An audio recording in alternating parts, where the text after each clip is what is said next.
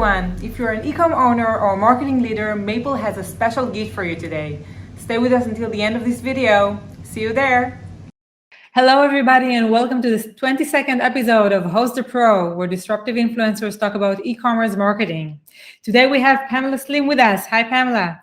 Hi there. How are you today? I'm doing very well. Amazing. So Pamela is an author of 3 books already, right? That's right. The latest one called the Widest Net. Mhm.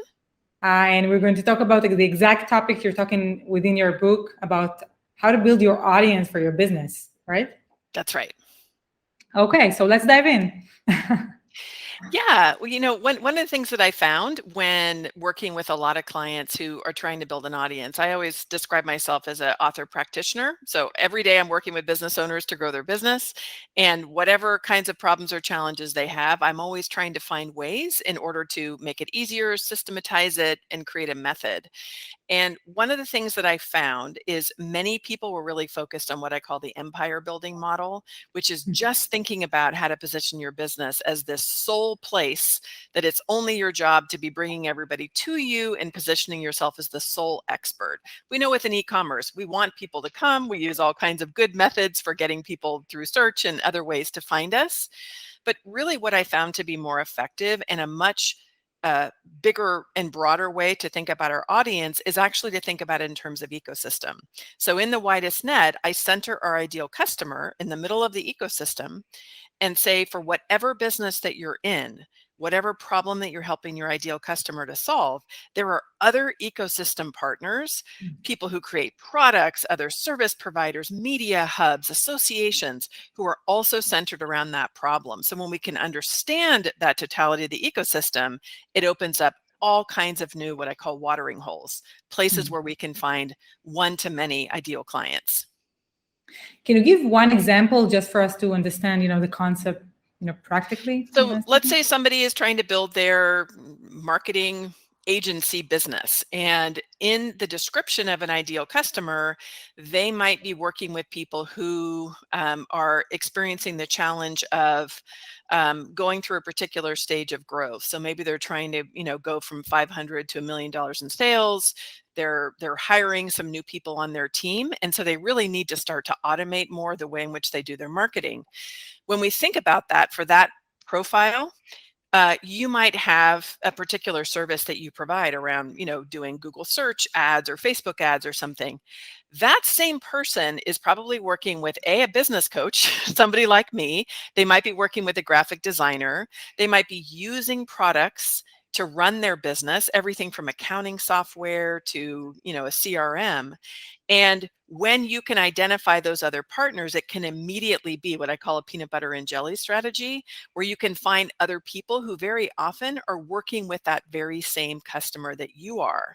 And so, for example, if you're that person who is really specialized within Google Ads, you want to be looking for an event that's maybe targeted toward those business owners where you're the only person who's there talking about search, and everybody else might be talking about other ways in which they're growing their business. I call it being the weirdo in the room, right? Where you really are in an ecosystem in which there are many other people that have all kinds of relationships with audience that you don't have.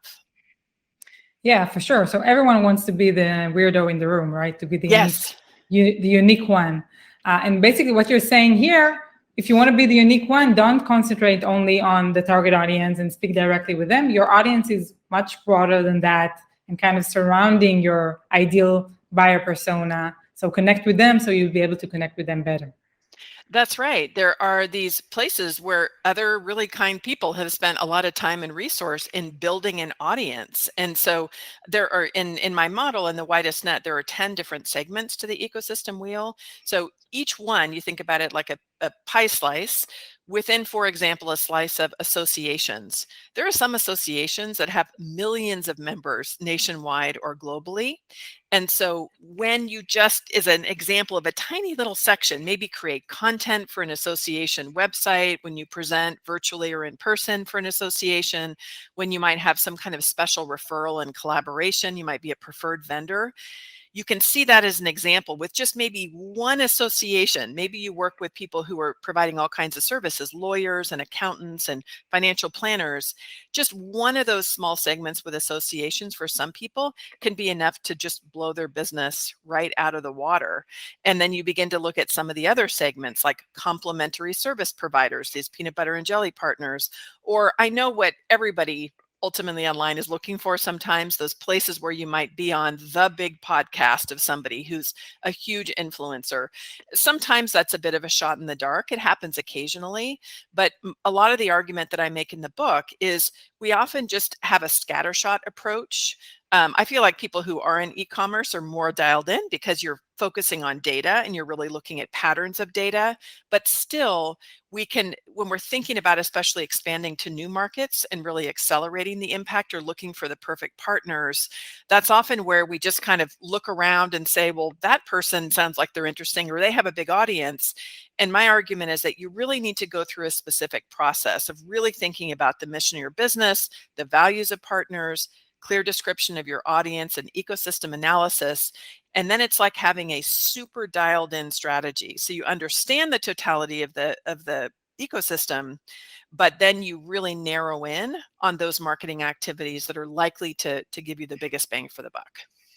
Yeah.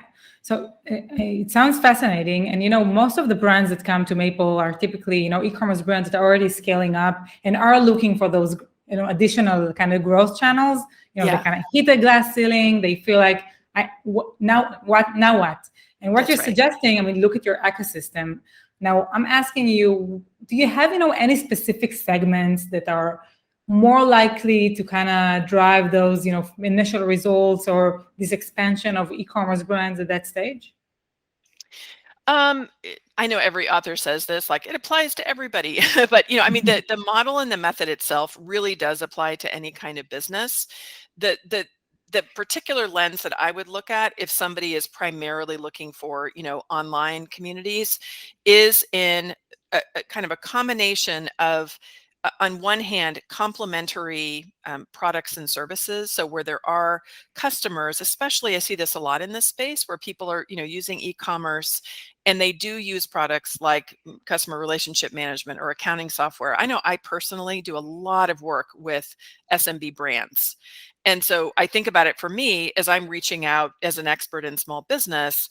When I'm doing a webinar for GoDaddy, they have 18 million customers. And so they can be bringing thousands of people into one webinar that gives me exposure, with them, or when it's safe for all of us to do that, to do the in-person conferences, going to a conference of something like a Salesforce or, a Keep or some of these larger areas where they really have targeted so much their audiences, and very often in the way that they might structure their conference agenda, you have particular breakouts that really can help you specialize to be identifying people that might be really ideal clients.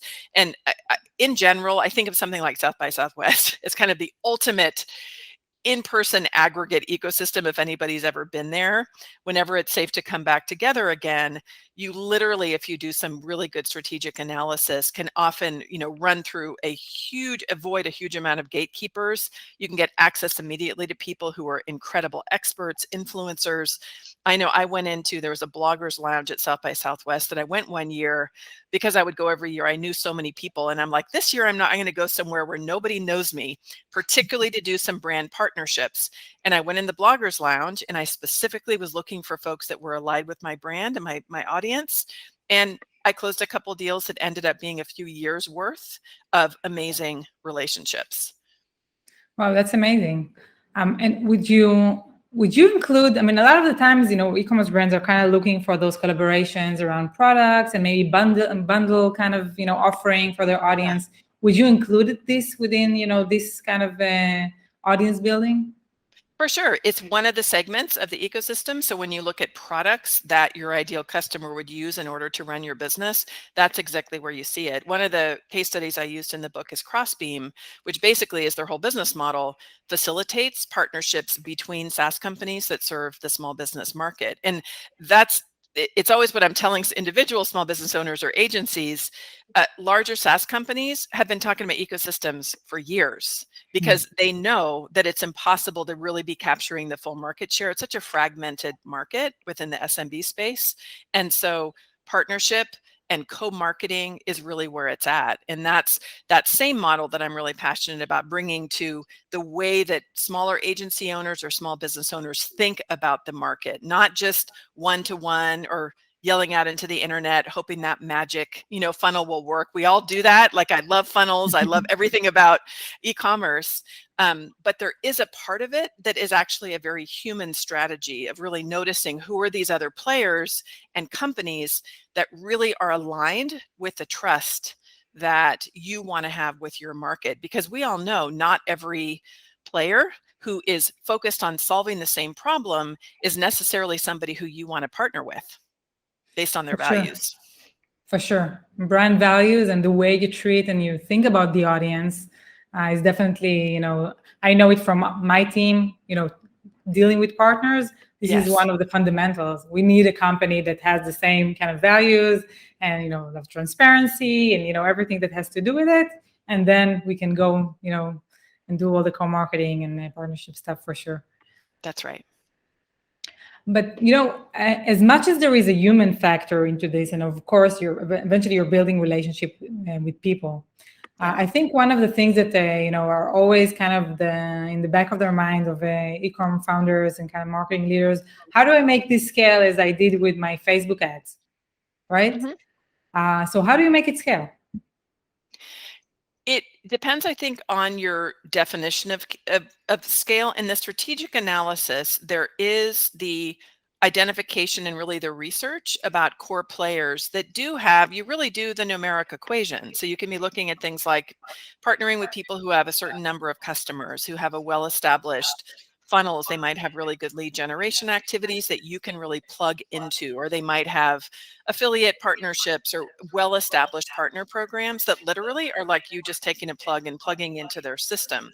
So that's the analysis when you think of, I've been using the metaphor of the Justice League recently, where if you were given 30 minutes to save the earth with your particular solution to the problem that your business solves, who would be those other ecosystem Justice League members that you would call? Because if you are known as somebody who actually discerns the very best players, the best thought leaders, the best products, the best service providers for your ideal client, you are going to be somebody very, very valuable in that ecosystem. So it requires research. It requires you knowing your customers' values and knowing yours. And it requires actually a lot of vetting. Sometimes that's where it takes time for you to really be known as that person. But we look at the way that it plays out with brands and the different ways besides just the scaling, which is really important. When you dial in the right partners, you plug into the right places, that's where we start to see the number scaling, right? Because somebody else's gears are moving already with the way in which they have their lead generation happening, right? Or a co-marketing initiative. But where it also shows up from a thought leadership perspective, one of the steps in the model is creating your beacon. And I do think it's important for any brand to really discern, how do people know me within the ecosystem? How do I show up? What's the messaging? What kind of really thoughtful content do I share that helps people recognize your unique specialty within that system? Because yes, a lot of it happens in the back end. And we know there are some really white labeled, very successful e-commerce brands where not everybody has to be like that front face of the founder influencer kind of model. But I personally think I always get really annoyed if I go to a site for a company and there's the About Us page and there's nothing about the humans that work there. Immediately for me, I don't trust them. Like, there have to be humans behind the brand. I want to know who they are, what they believe, and really make sure that they're aligned with what I believe and what my customers believe.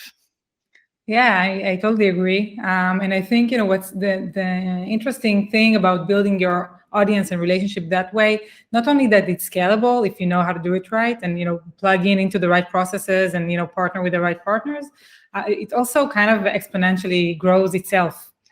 Because once you have one and once you have the second and the third and the 10th, the 11th will already come to you. So it's definitely kind of a rolling process that is more than scalable, in my opinion. That's right. One of the people I featured in the book is Guy Kawasaki, who's been a good friend over the years. And I met early on for my first book, An Escape from Cubicle Nation, when I used to be blogging. Many people know as the chief evangelist for Canva and the original one for Apple.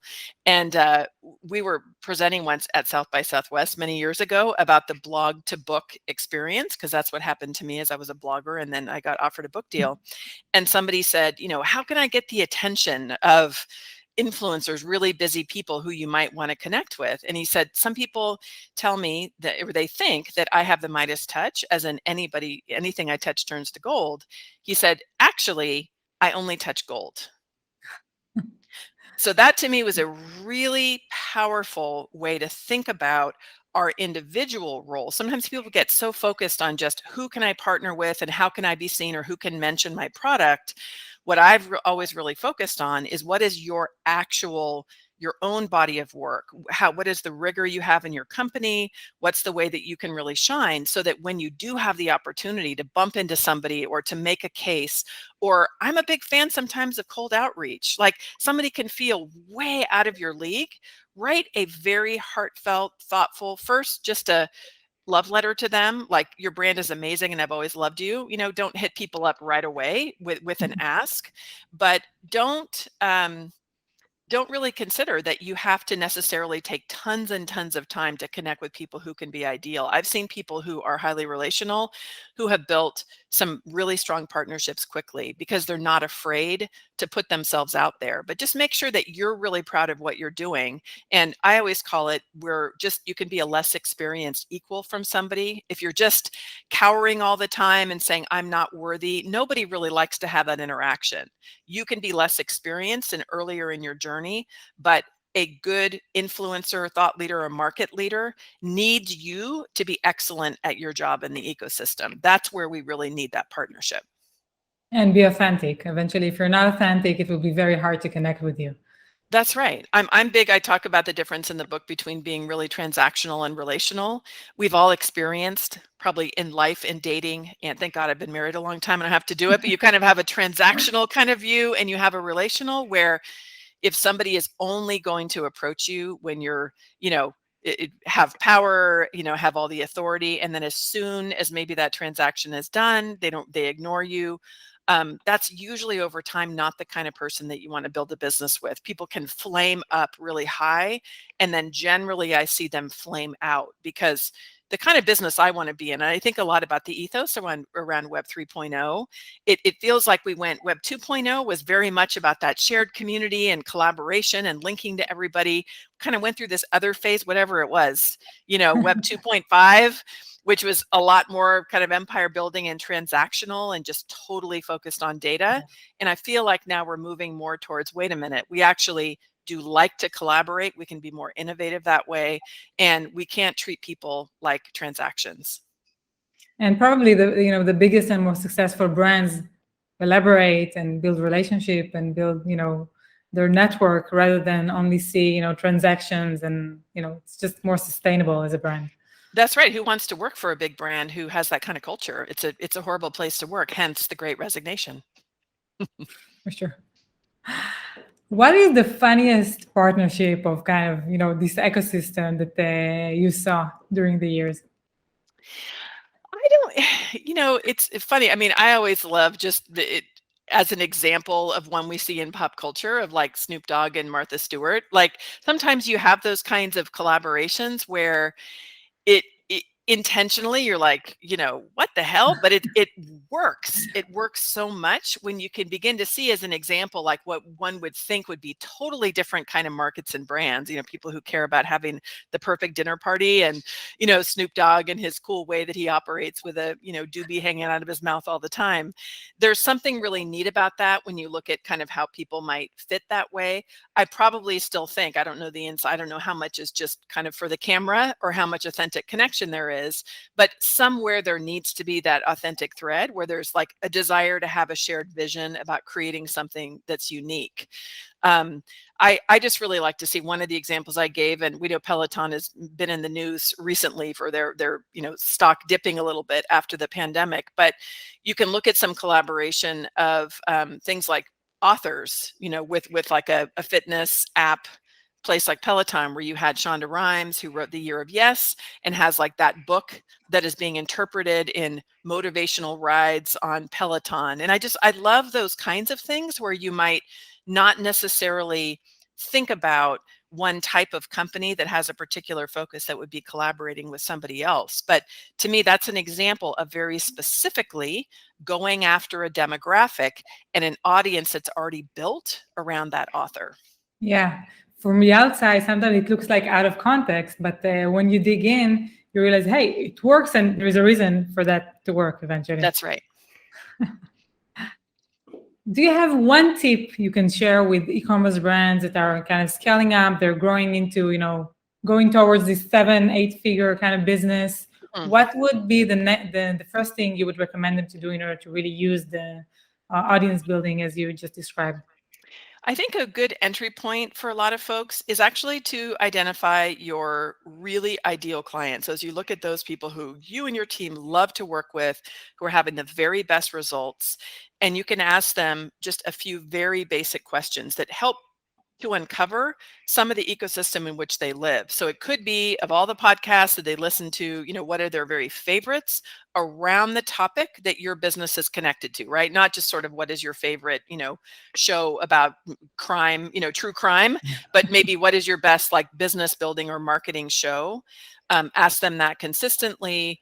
Ask them about who are the other service providers or products that you use that you love.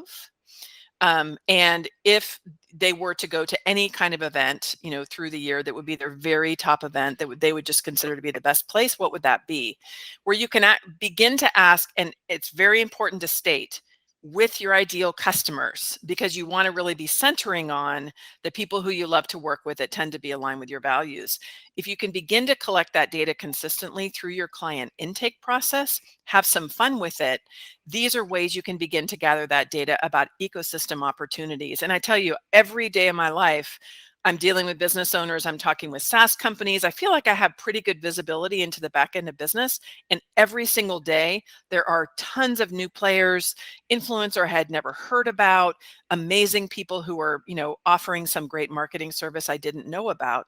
And so I think you need to operationalize that research into the way that you collect data with your ideal customers. And it just means that the more that you're doing that collaboration and maybe doing some cool things, like to an event that you have that's maybe around e-commerce, invite somebody who's a really amazing inspirational speaker that might talk about nothing to do with e-commerce, but is going to be somebody that really resonates with that audience, be it a musician or an author or something like that.